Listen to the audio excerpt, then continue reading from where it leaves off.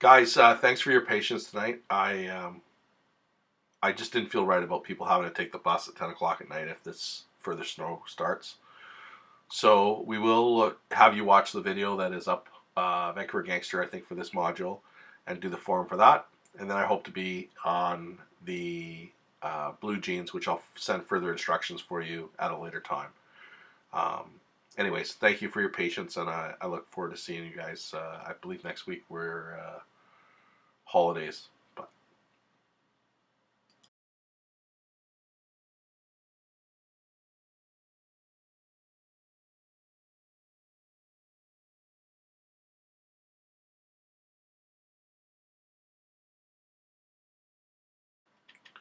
when we consider the construction of gangs, it's clear that these guys are gangsters. I mean, they are screaming gangsters. Um, but I want to today we're going to talk about social construction theory, which really I have to say that at the beginning of my time in looking at my doctoral thesis, when it was first suggested to me that I look at social construction theory, I was really put off by it, not really knowing what exactly it meant.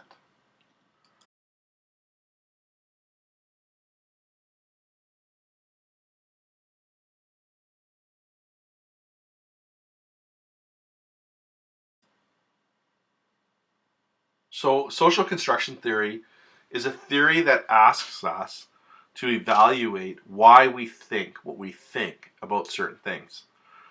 So, some things in society have value, such as a rock is the same in New York as it is in Vancouver, as it is in Chicago, as it is in London, England. But, and I'm sure geologists might argue with me about that, but when we look at issues such as gangs or organized crime, we actually put value to those things. So we impose values on those. And I'm going to give you a couple examples in a moment here that are value based. And I'm going to argue today that terms such as gangs and organized crime, they're value based, and we shouldn't expect them to be universal.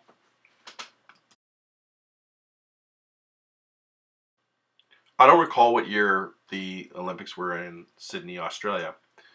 But when I talk about values, how words are constructed and the value, and we have to look at the language. I mean, this is a perfect example. When the Canadian athletes walked into the Sydney opening ceremonies with on the back of their uniforms, their Olympic uniforms, the fact that the Olympic uniforms were made by a company called Roots. Well, in Australia, the word roots has a significant other meaning. It's a word that you probably wouldn't use in mixed company, refers to you being engaged in a sexual intercourse.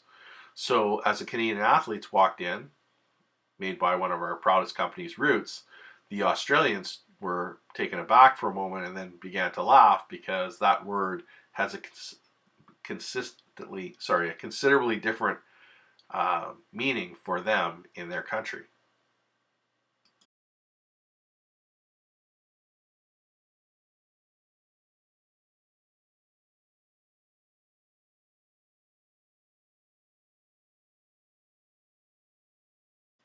I think this slide really talks about the fact that it has to be a constructed term. Professor Van Lamp looked at over 170 definitions of organized crime that exist in the world. These are police definitions, academic definitions, government definitions. So this adds evidence to the fact that gangs or organized crime are constructed terms, and that also that dependent on the definition will determine, for example, policing priorities, right? Because if it's not organized crime, you may not get the attention of, for example, the federal organized crime section. But it could very much be criminal activity for an organized purpose. That's why we have to be really cautious of how we construct these terms.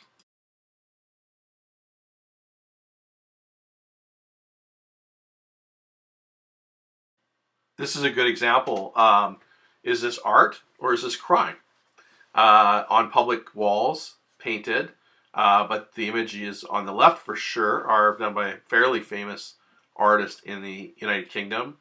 And is this art or is this crime? And it's how we put value onto the same thing. This is clear example of social construction theory at work. Is that how we construct this? If we look at this as criminal, it requires intervention by state agents such as the police. If we look at this as art, then it's simply that, art. This is another example of a constructed term. I mean, up until not that long ago, this kind of activity was prohibited, and now we look at it in our society with almost shame that we ever criminalized or set the police on people who were engaged in sexual activity with a member of the same sex. But up until the up until 1969, this was a crime, and we look back on that time almost shocked that society would put criminal sanctions on what we see now, or I guess most people see as a fairly normal activity, behavior, and a love between two people of the same sex.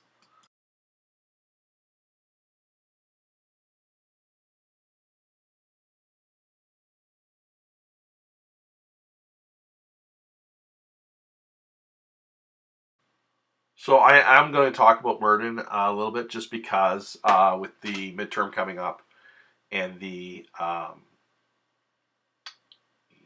the expectation that you're going to have to describe some theory around this, is that Merton does provide us the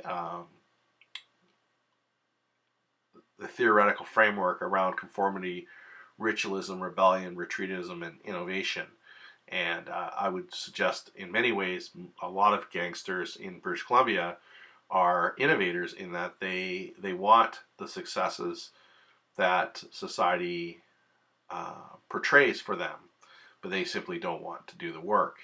I'm not going to tell you which one of these might fit the Bra Boys the best, but Merton would provide a pretty good framework for you to provide some explanation as to the Bra Boys' activities within the gang.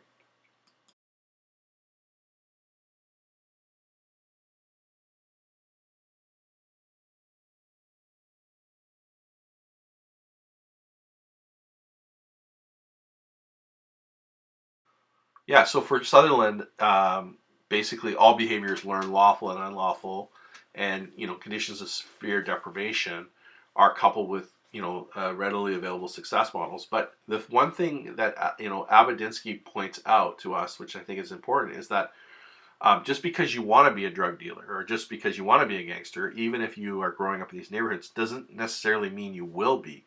So there's even an exclusion process that occurs within these communities, right? The next slide I'm going to talk about is this is the 11th District of Chicago. And you clearly can see how you can basically go down the I-290, come off at South Keswick, go into Garfield Park, purchase your drugs, and then back on the freeway by the very next exit. So these kids are learning from others very quickly that this is a way to make money. And if they don't have opportunities that other children have, then this is how it's going to present itself. They're going to learn from the olders that this is a way to make money and be successful and to avoid police detection and all those things.